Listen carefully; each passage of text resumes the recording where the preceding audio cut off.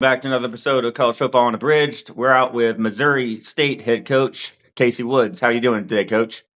Man, doing great. Thank you for having me on. Really excited to be here, and really excited to get this season kicked off. Yes, sir. How's everything going as far as acclimating to being the main head coach there, as opposed to offense coordinator? Man, it's been a lot of fun. We've got great we got a great staff here. I've got a great bosses and our president Richard Williams and our athletics director Patrick Ransdell have done a great job creating an atmosphere of forward movement, man. And I think that we've got a lot of people on board. We got a lot of alignment. The places that I've been where we've won have got the same characteristics that we're following right now. So I'm excited to be part of that. Excited to do this. It's every time you take a new job, there's a little bit of a learning curve, but we're having a lot of fun, and I got a great staff, and so it's fun to be working with these guys. Yeah, I have a quite a bit of I don't know what the word is, viewership from East Tennessee. I lived there for a while, and Okay.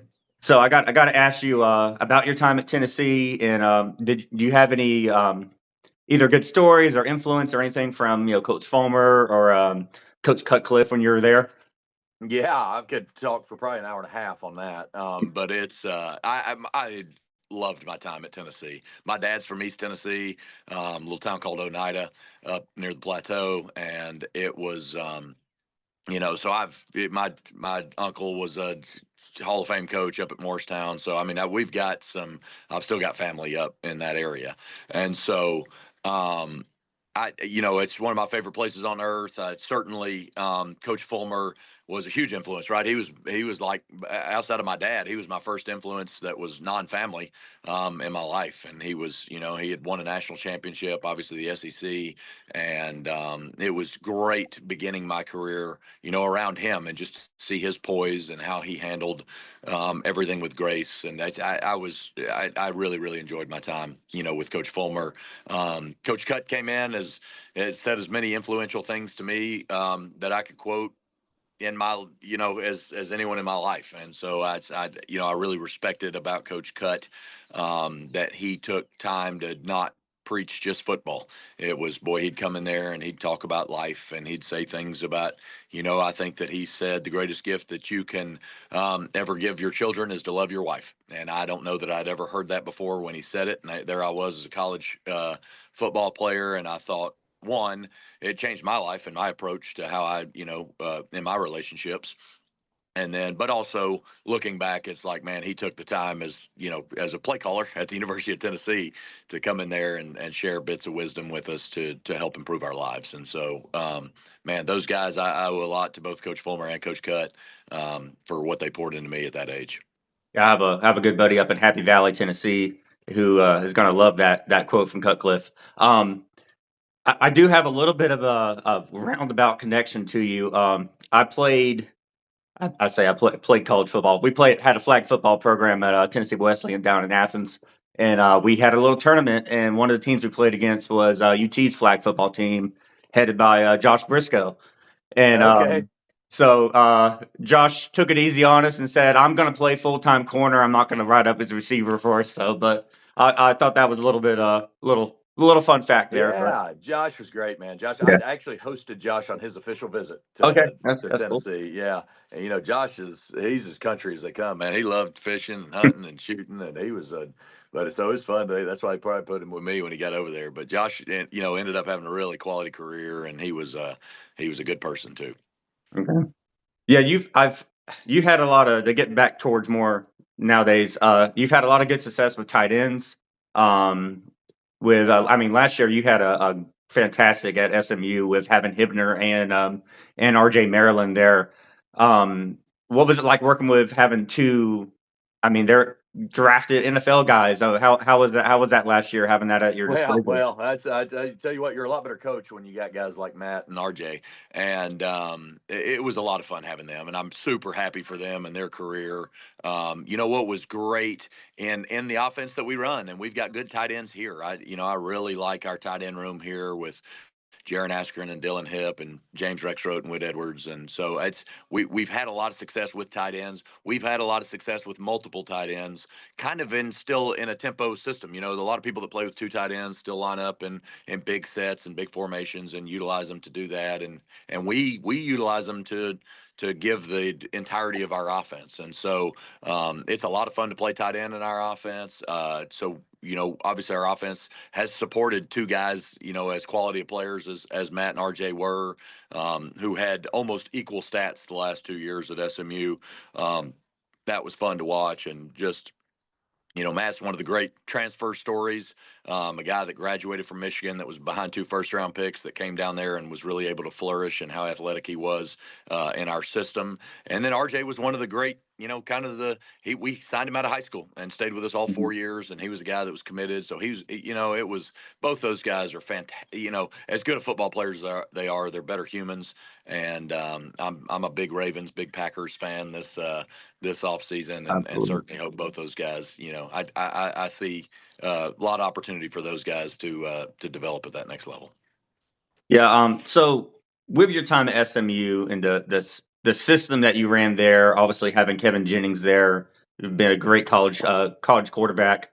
Are you kind of bringing that whole system with you to Missouri State, or are you tweaking a little bit, or is it going to look similar to what you ran at SMU? As much as you want to Probably disclose.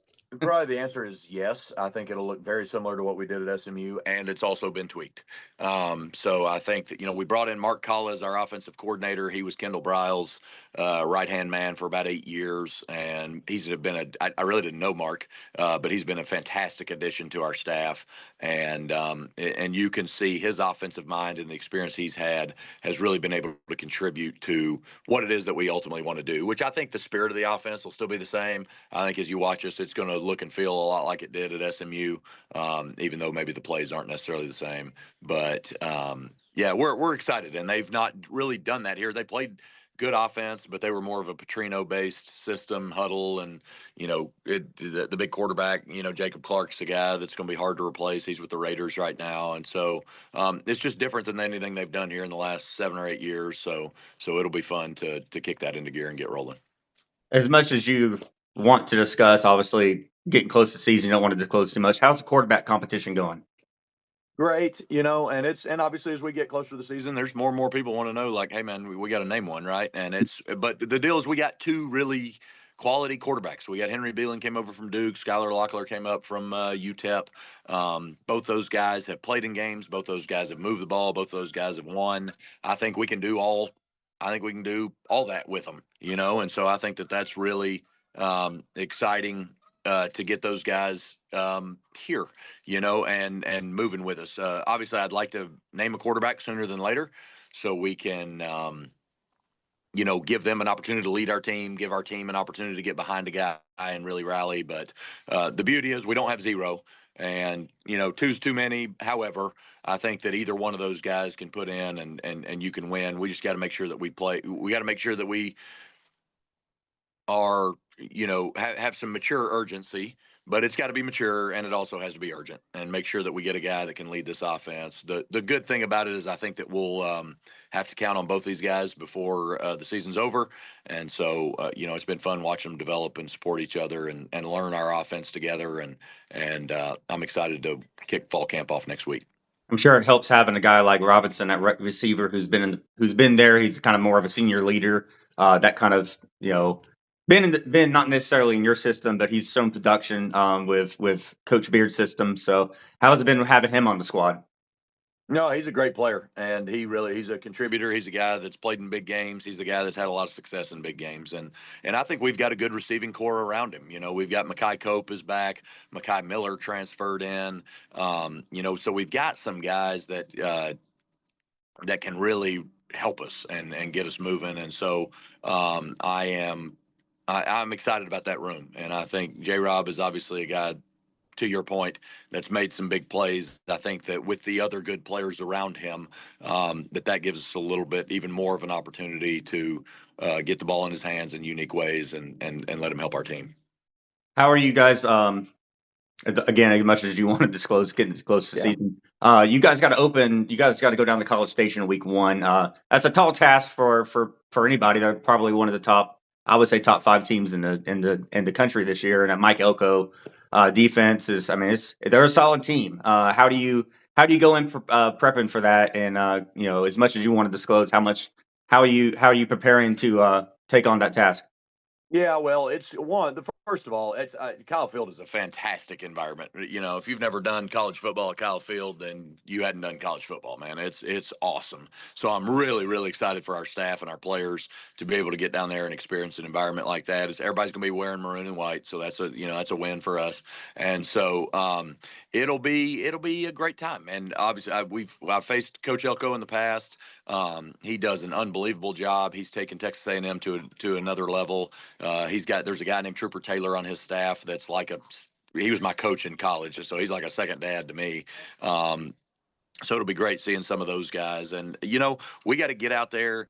We've got to be intentional about improvement, intentional about making a first statement. The beauty about a 60-minute game is that you don't have to be the better team. You just have to be who's ahead at the end. And so we're going to go down there with that mindset, and we're going to be as good as we can possibly be, execute as good as we can possibly execute, and and give our kids a position to try to keep them in position to win the game in the fourth quarter. And then a couple weeks after that, you got to go play your old school there and Coach Lashley there in SMU. Are you kind of is it meaning a little bit more to you, or are you just kind of taking it just a normal game like any other game? What's most important for me, right, is our team, and our team we need to be playing our best football once conference play comes around, right? So we got midday or weekday CUSA starting in October. We need to be playing meaningful games in November. That would be a big lick for our first year, I think. And so that's now personally, on a personal level, on a Casey and Rhett level, man. Yeah, I've been going to war with that dude for 4 years.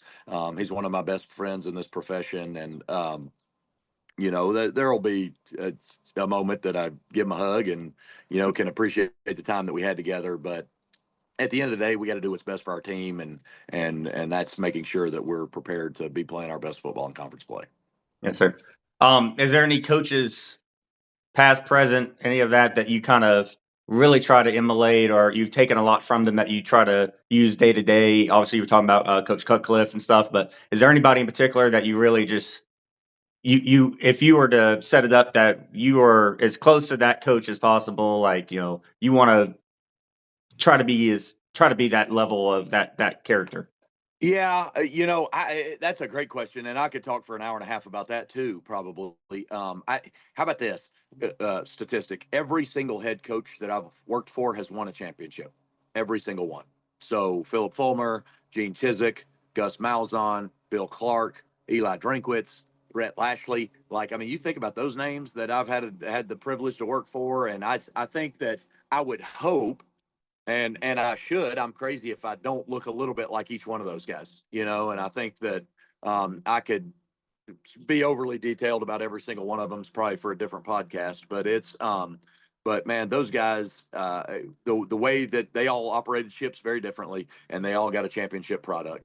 And I think the things that they had is they had alignment throughout the entire organization, which is a nod to our president, our athletics director. And I think they had success, at an early age because they were confident and they were aggressive.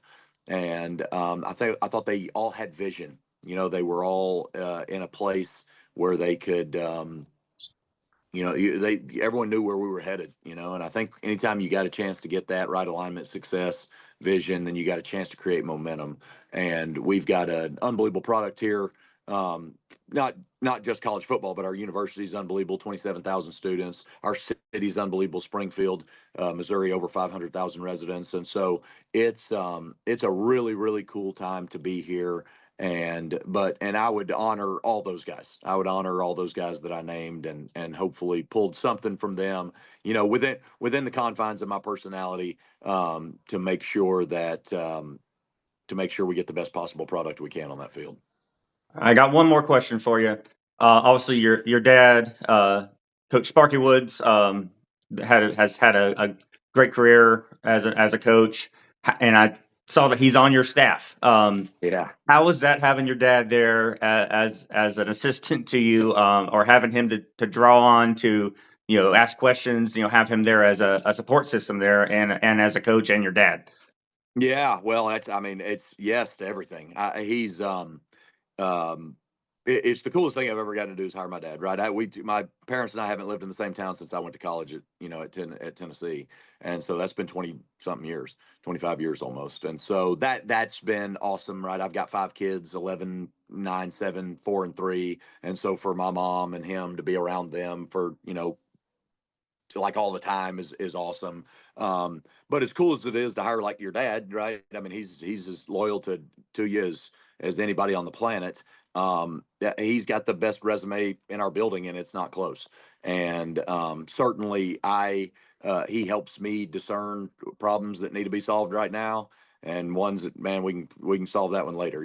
So he helps me prioritize. He helps me discern, but he's also, he's coaching some of our special teams, and he's helping it's still fun to watch him as a teacher because they're some of our best coached units on our team.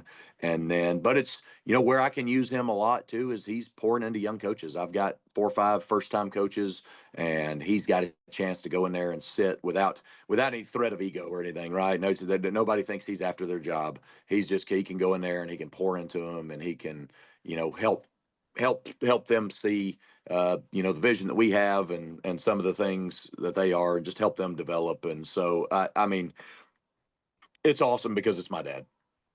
But he's also an unbelievable resource for me and our staff, and so it's been really really fun to have him here with us. I appreciate your time. Obviously, it's really big. I'm a small channel, just started in June, so having an FBS coach on. I wish my Kitley video would have turned out a little better. That was a really good interview. It's been a really good interview of you. Um, I'm kind of having fun with it and just seeing what happens. I'm kind of, it's a little bit of a hobby, but I'm kind of seeing if it can take off a little bit. Be nice. Sure. Um, I'll Well, be well, we'd love any coverage of the Bears that you can give us, man. Hey, That's I'll give you whatever you guys need as far as that goes, and I'm rooting for you guys this year. Um, Rooting for you as a coach, and seeing how everything goes. And I'll send you over a copy of this, and y'all can share it and help it blow up a little bit for me. And That'll I be great. appreciate your time, Coach, and Yep. all the best for you this season. Sounds good, man. All right, Appreciate thank it. you, Thank you thank you, again. Go Bears. Bears.